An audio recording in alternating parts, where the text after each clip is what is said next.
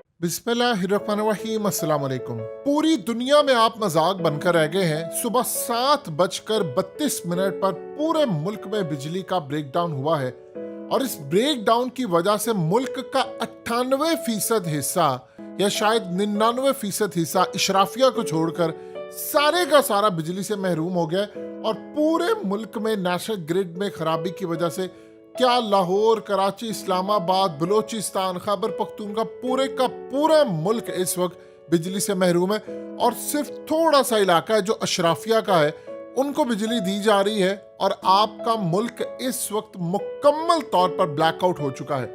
देखिए, मुंबई के अंदर जब ब्लैकआउट हुआ था तो कुछ अरसे के बाद चाइना के बारे में इंडिया ने रिपोर्ट जारी की थी और यूएस ने रिपोर्ट जारी की थी। उन्होंने कहा था कि असल में चाइना ने वहां पर हमला किया था, उनके सिस्टम में वो ऑलरेडी घुस गए तो ये मामला हुआ। पाकिस्तान का मामला है डिफरेंट, लेकिन इंडिया इसको एज अ अपॉर्चुनिटी के तौर पर देख रहा है।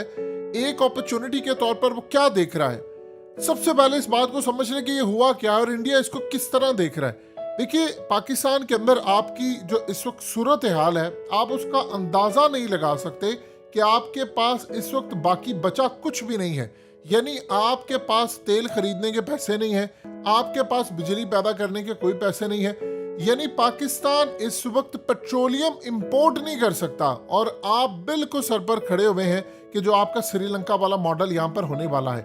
अब यहाँ पर जो सवाल उठ रहा है वो ये सारे पूछ रहे हैं कि क्या आपने डॉलर्स बचाने के लिए, चूंकि डॉलर्स आपके पास है नहीं तो आपने फ्यूल बचाना है, तो फ्यूल बचाना है तो आपने इलेक्ट्रिसिटी बचानी है, तो आपने क्या ये तमाम चीजें बचाने के लिए पूरे का पूरा मुल्क इस वक्त अंधेरे में डुबो दिया है? कहते हैं जी वो ऐसी सूरत हाल नहीं हुई, वो फ्रीक्वेंसी लो हो गई थी। ये एक ऐसी टर्म इन्होंने मुतारिफ करवाई है जिसका आम बंदे को तो छोड़िए, इंजीनियर्स को भी नहीं पता होगा कि फ्रीक्वेंसी लो होने का मतलब क्या है। देखिए, एक बात समझिएगा, या तो आप ये कहें जी बहुत ज्यादा लोड था, गर्मियों की सूरत हाल थी, एसी चल रहे थे, पीक पर काम था, तो फिर तो चलिए समझ आती है कि चलो कोई फॉल्ट आ गया।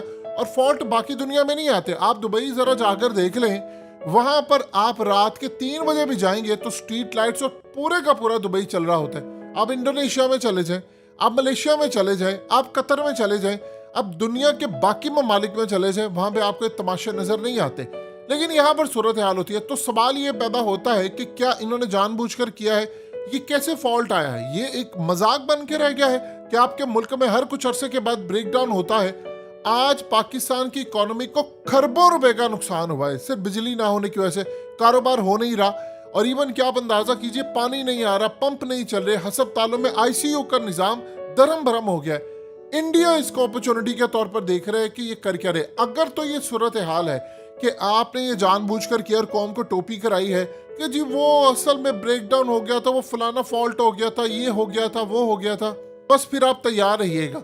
इस तरह के झटके आपको अगले कुछ अरसे के अंदर हर 1-1.5 हफ्ते के बाद मिलते हुए नजर आएंगे। अगर ये सूरत हाल है और कौम को सच नहीं बताया जा रहा कि आपके मुल्क में पैसा बचाने के लिए, डॉलर्स बचाने के लिए, क्योंकि आपके पास तेल नहीं है तो आपने तमाम चीजें करने के लिए आपने इलेक्ट्रिसिटी डाउन की है।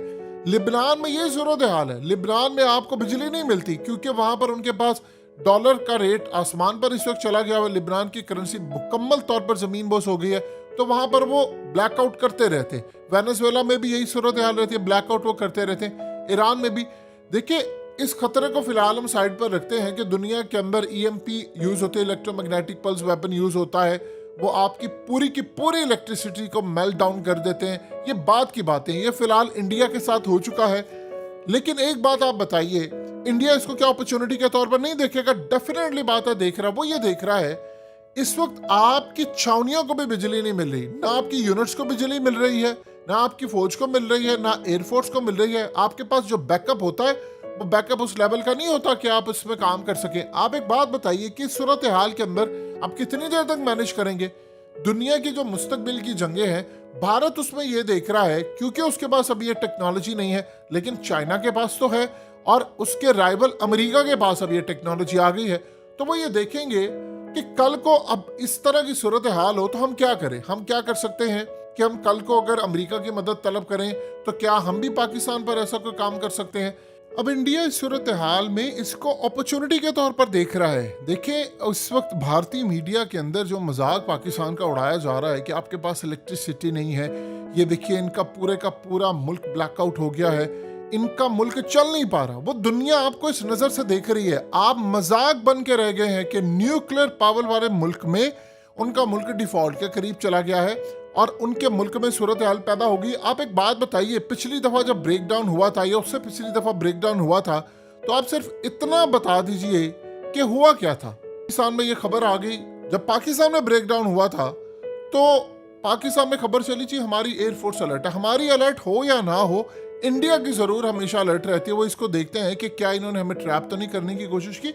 दुनिया आपको और अंदाज में देखती है। आपने पिछली दफ़ा ब्लैकआउट हुआ या जिस तरह ये पावर का ब्रेक डाउन हुआ, आप बताइए किसी को सजा मिली? किसी को नहीं मिली सजा, किसी को पता ही नहीं है। अगर आपका सर्दियों में ये मामला है तो आप बताइए कि गर्मियों में आपकी क्या सूरत हाल पेश आएगी। कौम को कभी भी सच नहीं बताते। जिस तरह आप ये देख लें कि इस वक्त मोहसिन नकवी को रात के अंधेरे के अंदर जिन लोगों ने मुल्क का, पंजाब का वजीर आला बना दिया है, क्या पाकिस्तानियों को नहीं पता ये कर क्या रहे हैं? सिर्फ उसको लेकर आएंगे क्योंकि वो मंजूर है नजर लोगों का बड़ा खास है और उसका नाम ना तो जरदारी ने तजवीज़ दिया, ना उसका नाम नवाज शरीफ ने तजवीज़ दिया। तो लिहाजा इस सूरत हाल में उसको जब नाम कहीं और से आएगा तो ये तो बैठे हुए गुलाम है, नवाज शरीफ गुलाम है, जरदारी भी गुलाम है।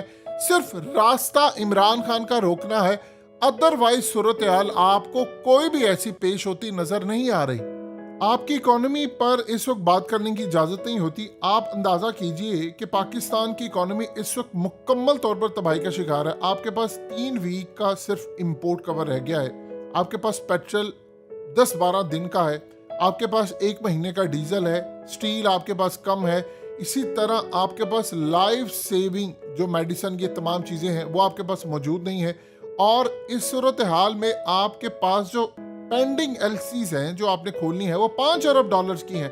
यानी आपके खजाने में 4 कुछ अरब डॉलर है और 5 अरब डॉलर्स के आपने कंटेनर खड़े हैं और आपके पास इंपोर्ट करने को कुछ नहीं है।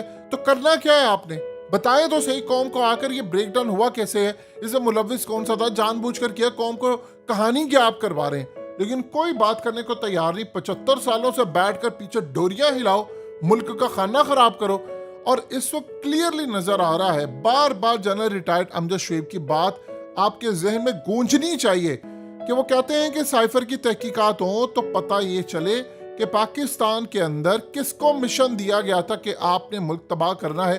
अब आपकी जो सूरत हाल पैदा हो गई है, ना आपके पास बिजली है, लोगों को पता ही नहीं है कि काम किस तरह करना है, कैसे मुल्क चलेगा।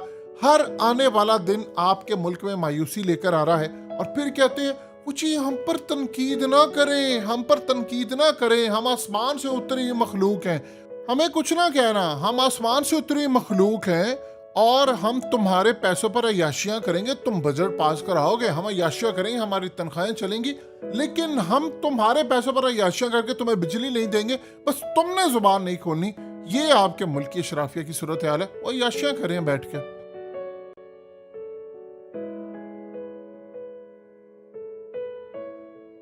हकीकत टीवी को सब्सक्राइब करना मत भूलें, वीडियो को लाइक करें, शेयर करें और कमेंट सेक्शन में अपनी राय का इजहार ज़रूर करें।